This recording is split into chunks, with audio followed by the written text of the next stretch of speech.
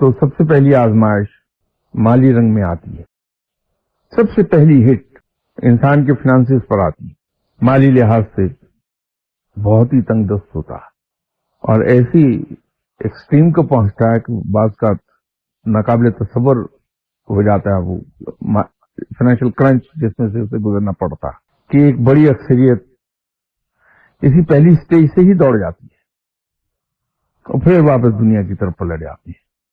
اور جو خوش نصیب اس میں سے کامیابی کے ساتھ نکلا تو پھر اگلی سٹیج پر ایک دوسری چیز بھی اس کے ساتھ شامل ہو جاتی ہے. مالی کرنچ تو چل ہی رہا ہوتا ہے, وہ یہ ہوتی ہے کہ گھر کا سکون برباد ہو جاتا ہے اور اکثر اوقات طلاق تک نوبت چلی جاتی ہے, جو ذہنی اور جسمانی تکلیفیں دونوں ایک ساتھ لاتی ہیں.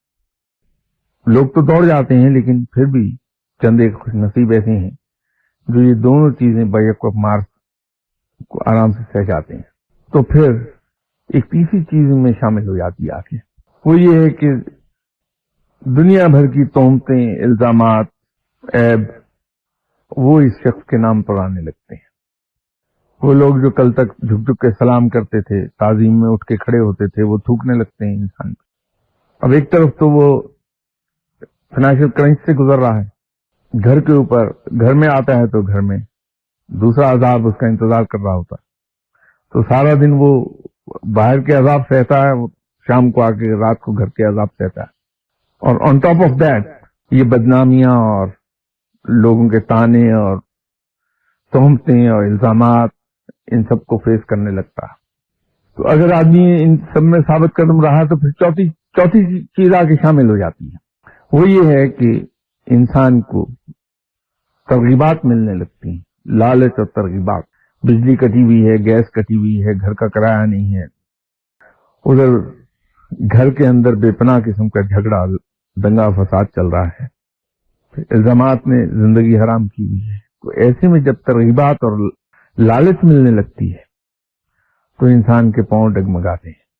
یہ اس سب میں سے گزرنا ہوتا ہے بندے کو, اور ہر آدمی گزرتا ہے اس میں سے. اس میں ایکسیپشن نہیں کہیں, کوئی نہ ایکسیپشن ہے نہ ایگزمپشن ہے, دونوں ہی باتیں ہیں اس میں.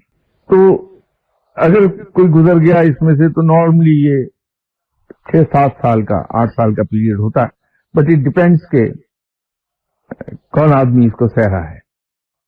وہ اس کی بہت سے مختلف فیکٹرز ہیں, اس کی روحانی کیفیت کیسی ہے, اس کی باڈی کیمسٹری کیا ہے, اس کے تعلیم کا لیول کیا ہے, انٹیلیجنس لیول کیا ہے, امیجنیشن کتنی زیادہ ہے, یہ کم ہے.